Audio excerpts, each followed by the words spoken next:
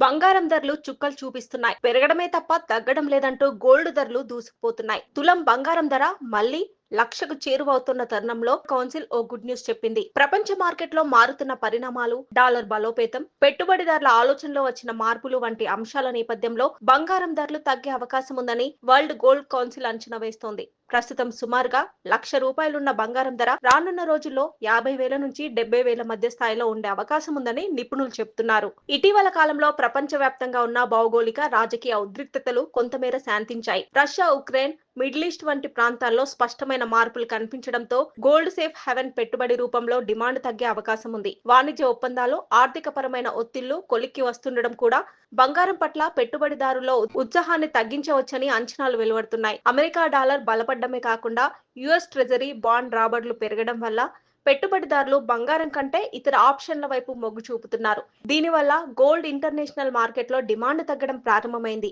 ఇది ప్రత్యక్షంగా బంగారం ధరలపై ప్రభావం చూపిస్తుంది. ఇటీవల వరుసగా బంగారం నిల్వలు పెంచిన కేంద్ర బ్యాంకులు ఇప్పుడు కొంత వెనక్కు తగ్గుతున్నాయి. కొనుగోళ్లు తగ్గడంతో గోల్డ్ డిమాండ్ లో తగ్గుదల స్పష్టంగా కనిపిస్తోంది. ఇదే సమయంలో రిటైల్ పెట్టుబడిదారుల్లోనూ బంగారం కొనుగోలు చైతన్యం మందగిస్తోంది.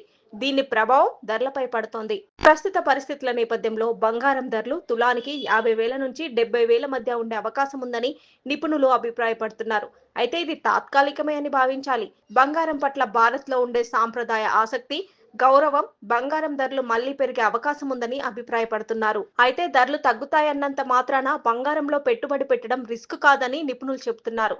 ధరల్లో తాత్కాలిక హెచ్చుతగ్గులు ఉన్నా దీర్ఘకాలిక దృష్టిలో బంగారం పెట్టుబడి సురక్షితమేనని నిపుణులు అభిప్రాయపడుతున్నారు. పెళ్లిలు, పండగలు, సంపదకు గుర్తుగా బంగారాన్ని కొనుగోలు చేసే భారతీయుల మనస్తత్వం దృష్ట్యా బంగారానికి డిమాండ్ ఎప్పటికీ తగ్గదని అంటున్నారు.